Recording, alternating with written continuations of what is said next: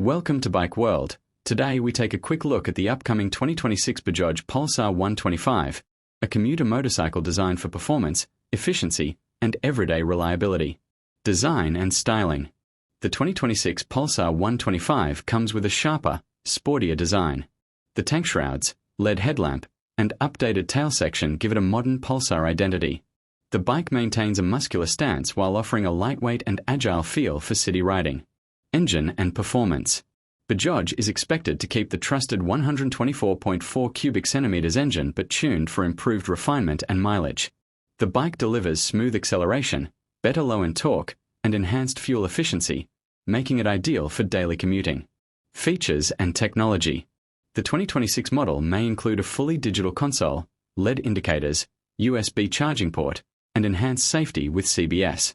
The updated suspension setup and improved braking response add comfort and control. Mileage and practicality. The Pulsar 125 continues its reputation for superb mileage, expected around 50 to 60 km/h. Its comfortable seat, upright posture, and lightweight body make it perfect for long city rides and busy traffic conditions. Price and launch expectation.